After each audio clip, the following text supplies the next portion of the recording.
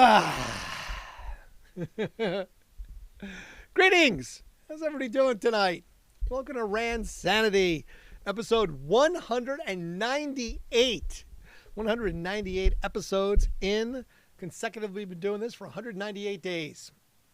And we'll hit 200 on the 17th of December. I predicted that a while ago. I can do mathing, the whole mathing thing. So I've classed up my act. I'm wearing a sport coat now because, you know, that's what I should do. If I'm going to do this late night properly, I have to look like the proper host. So I even have pants on tonight. See, look. I officially have pants on. I'm not just wearing pajamas. I know. Pajamas are so much more comfortable. I am still barefoot, though. So I still do that. See, look. I still have the whole barefoot thing going. So. But I'm classing it up. Classing it up for you. Okay? Today, Walt Disney died. Today is the death of Walt Disney. He died at the age of 65 years old. If he was cryogenically frozen, he'd be 124 years old today. So is he cryogenically frozen? Is Walt Disney's head like frozen somewhere like a Futurama episode where the Hall of Heads, and they like drop a little fish food in there and Walt's head's like sitting with all the other celebrities and everybody else that died at some point? You know, Hall of Heads. You ever seen Futurama? They always show those Hall of Heads. So Walt Disney has to be there. I'm assuming he's there. You know, that's what I'm thinking. Taylor Swift is tied with Michael Jackson with 13 number one hits. Possibly. There's possible. I could see that. Taylor Swift might be there. She just wasn't in the top 5. Just saying. All right? All right. So we'll do a little trivia. We'll jump into a little trivia stuff here. We'll keep it moving. We'll jump back to 1944. We're going way back before birth of people I know. Hank Williams, the original Hank Williams, married Audrey Shepard, his wife, with a ceremony that took place at a gas station. I mean, talk about classy. Gas station marriage by Hank Williams.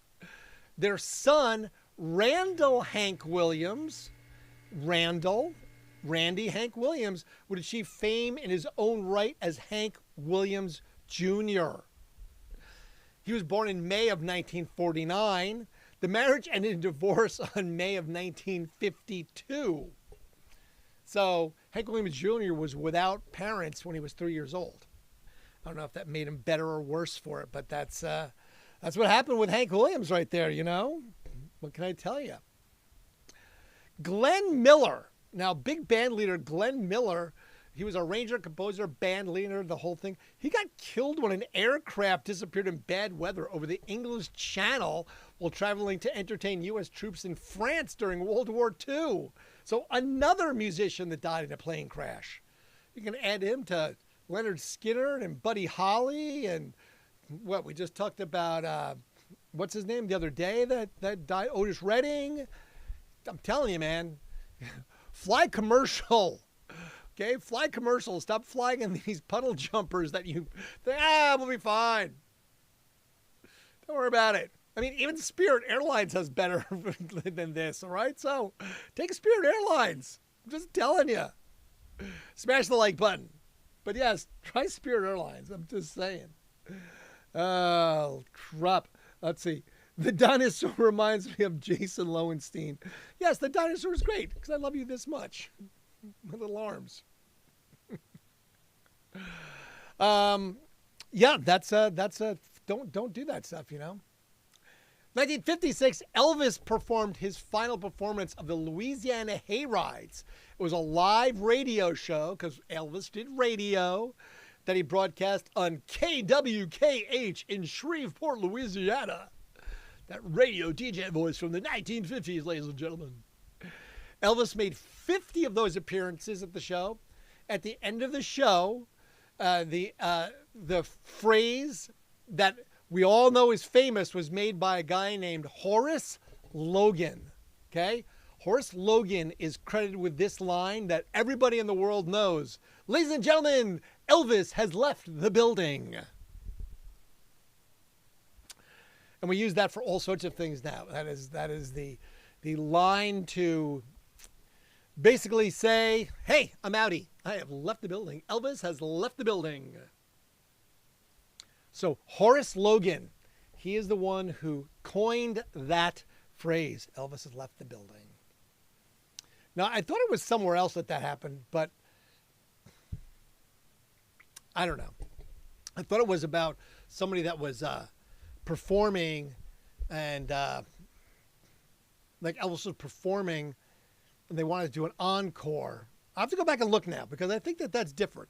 Some of them was an encore that they were doing for Elvis Presley, and he's the one who said Elvis has left the building. So I don't know. Now I'm going to have to go back and I'm going to have to write that down. Elvis left the building. Yeah, I gotta check on that one. I'm not sure. Anyway, the Beatles on this day, on the 15th of December in 1962, played two separate shows at the same venue, the Majestic Ballroom in Birkenhead, Merseyside. The first, they played a standard Majestic booking. Then at midnight, they did the first ever Mercy Beat, like Mersey, because it was Merseyside where it was, the Mercy Beat. Poll awards took place afterwards. As the poll winners, the Beatles closed the show at 4 o'clock in the morning. So that's a pretty standard night for most rock stars, closing out at 4 o'clock in the morning. I guess that was a big deal back in 1962 when people weren't doing that. Just saying. All right, for everyone that likes country music, here you go. Here's me giving a country music something. 1973. Nothing recent, but Charlie Rich started 2 weeks at the #1 spot on the singles chart with country and western ballad, The Most Beautiful Girl. Hey, the most beautiful girl in the world. And I did listen to it, so it's fine. It was his only #1. It also made it to #2 in the United Kingdom. But yes, Charlie Rich, who is a country and western star. So there you go. If you never complain that I don't do country, I don't like country music. All right, perfect. The punkest punk band ever existed. 1977, the Sex Pistols were refused entry in the United States 2 days before they were scheduled to do an NBC TV appearance. Of course they were. Johnny Rotten was not allowed in the U.S. because of drug convictions. Paul, Cook, Sid Vicious because of moral turpitude. Google that word if you don't know what it means. And Steve Jones because of his criminal record. So all 4 members of the Sex Pistols were banned from coming to the United States. Refused entry because basically they were criminals. What are we, Canada now? We're stopping people from coming in when they're criminals? You got a DUI, you can't go to Canada? Moral turpitude. I love that so much. Basically saying that they were just shitbags, and we're not letting shitbags in this country. 1977. In 1979, Pink Floyd went to #1 on the singles chart with Another Brick in the Wall Part 2. This happened in the UK, by the way, and it was their only UK #1.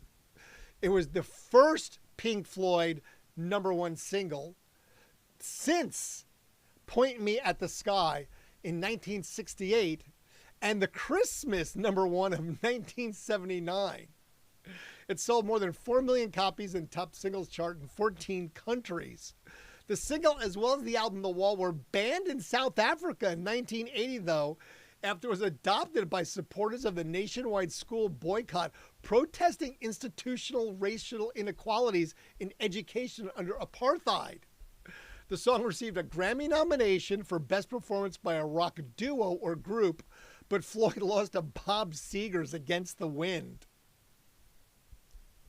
What? Against the wind. I'm running against the wind. That's shit. I would definitely take Pink Floyd over Bob Seger. Whatever, man. You can't count for taste sometimes. That's just the way it works. I can't account for taste. I just can't. Sorry. I mean, I can.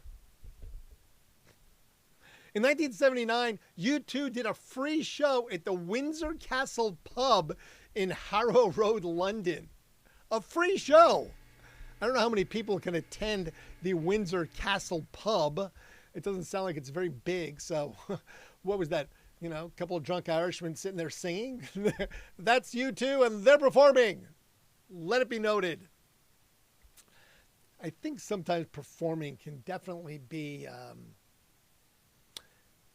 sketchy when it comes to in a pub.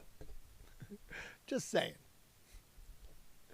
Do they know it's Christmas?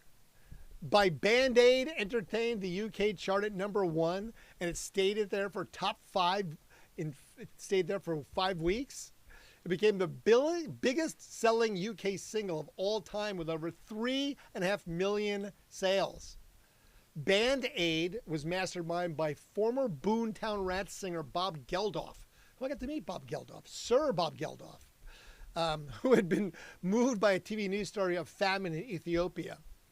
Geldof had the idea of raising funds with one-off charity single featuring the cream of the current world pop: Duran Duran, Spandau Ballet, Paul Young, Culture Club, George Michael, Sting, Bono, Phil. What? Why is it saying this?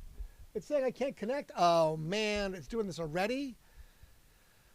This is just crap. I'm not sure what's going on. Something's happening with my connection, and I'm not happy about it. I'm not sure why my connection keeps failing here. Let me see if I got too much Wi-Fi on or something. Nope, that one's turned off. I got one in my back pocket. See, it just keeps, oh, man. Not cool. Not happy at all with this, that I keep saying this thing's telling me that I'm over bandwidthed or whatever the hell I'm doing. That Wi-Fi is off too. All right. Anyway, that's all I can do is not figure out what's happening over there. How we doing over here, okay? We doing over here, all right, in YouTube world? Let's see. Cannon said, get out. Get out. Yeah, it happens, man. You know, Canada's real about that stuff. They don't like that. I'm not sure what's happened with this one. This is just making me crazy over here. Anyway, we're going to keep right on going. 1988, free James Brown. Free James Brown. Shit. But I don't know what's happening over here. This is just ridiculous. Hold on. I'm going to see if I can fix this real fast. Something's happening over there. I'm going to go over here. Sorry, I don't mean to be like crapping this out on you, everybody, but I'm just trying to figure out, because it keeps saying my connection's bad. And my connection's not bad, man. I'm telling you. It's just fine. It should be just fine. I think it's just fine. If it's not just fine, then I need to know that it's not just fine. But no one tells me. It's not how it works. I mean, it is, but that's not what I see. Anyway, James Brown. Soul singer James Brown was sentenced to 6 years in prison for various offenses, including possessions of weapons and resisting arrest. Now, I think that stems from his high-speed car chase in Atlanta, Georgia. Basically, James Brown was possibly high, possibly on drugs, possibly doing something, because he basically eluded the police, took off, and when he was caught, they basically arrested his ass. Oh, man. It's just like, what happened to poor James Brown? Why would they do that to poor James Brown? You know? But yes, 6 years in prison for James Brown. 6 years in prison. So if you remember, there was the whole thing, Free James Brown. It was a thing for a while. It was the whole like, Free James Brown. But yes, free James Brown was real because 1988 he spent some time in the Huskow. Now this Rod Stewart never at this point ceases to entertain. Ever. Okay? In 1990, Rod Stewart married supermodel New Zealand Rachel Hunter in Beverly Hills. Now, this is Rod Stewart quoted. Okay? This is him quoted. Rod Stewart said, "I found the girl I want. I won't be putting my banana in anybody's fruit bowl from now on." I won't be putting my banana in anybody's fruit bowl from now on.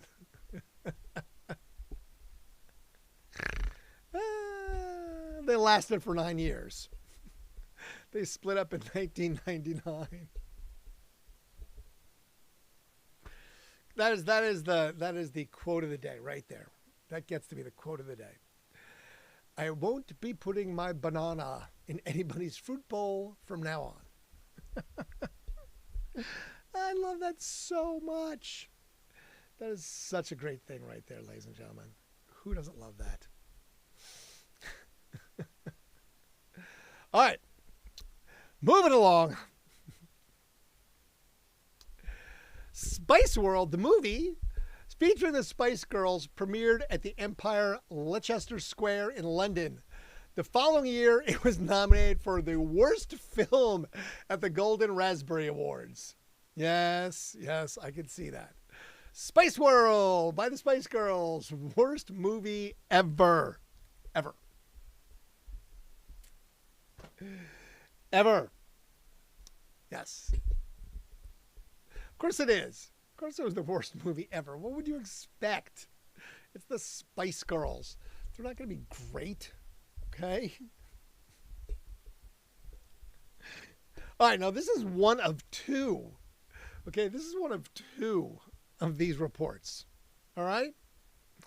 1998, the Backstreet Boys roadie Michael Barrett filed a $3 million lawsuit against the group claiming damages after, a 50-pound cannon fell on his head during a show. Why was there a cannon at the Backstreet Boys concert? First question. How in the name of fuck do you survive getting hit on the head with a 50-pound anything? Okay? I mean, if it's like, dunk, oh, ouch, 50 pounds? That would crush his skull. So I don't know exactly how it fell on his head, but I don't know. I mean, damages after a 50-pound cannon fell on his head during a show. I don't know how a 50-pound cannon falls on someone's head and doesn't kill them. I just don't. That just doesn't make sense to me. It's like saying that I will no longer be putting my banana in anybody else's fruit bowl. Oh my God, that's so funny. Good old Rod Stewart.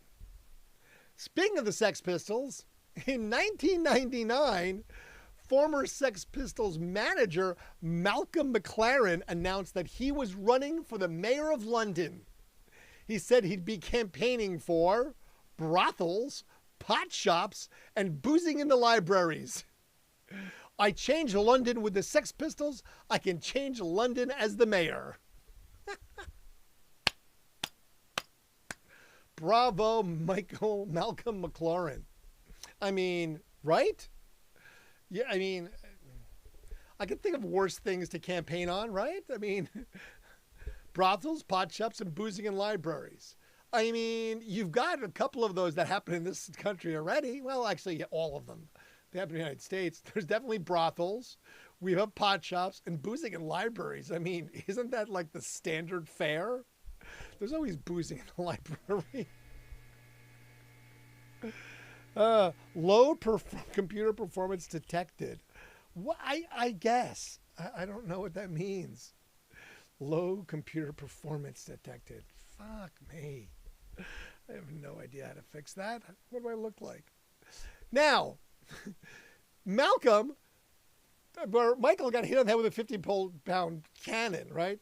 In 1999, Boy George was knocked unconscious when a mirror ball fell on his head during a show in Dorset, England. Donk. Knocked unconscious. And now, see, they don't weigh 50 pounds. Unless you've got, like, one of these giant mirror balls the size of, the room. Mirror ball. I mean, but it's probably not 50 pounds. But knocked unconscious when a mirror ball fell on his head during a show. I want to see that. I want someone to make that on AI, even if it's not. I just want to see me like, just like, Boy George, do you really want to hurt me? And the mirror ball falls on his head and he says, yes. Yes, I do. Yes, I do. I do actually want to hurt you, says the mirror ball. I mean, why not, right? I mean, it just seems reasonable to me. Sorry, I'm entertained by this. In 2001, Eagles guitarist Joe Walsh. Joe Walsh, what?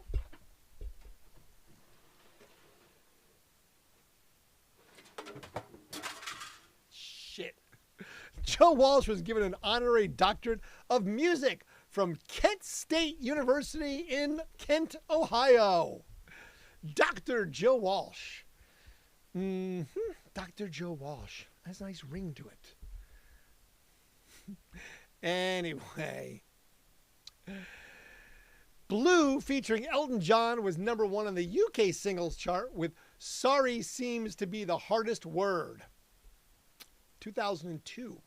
Previously a number 11 hit for Elton John in 1976, it gave Elton his only 5th number 1 over his 30 years of hits. See, that's why he wasn't listed in my list of things. Only 5th. That's kind of crazy if you think about it.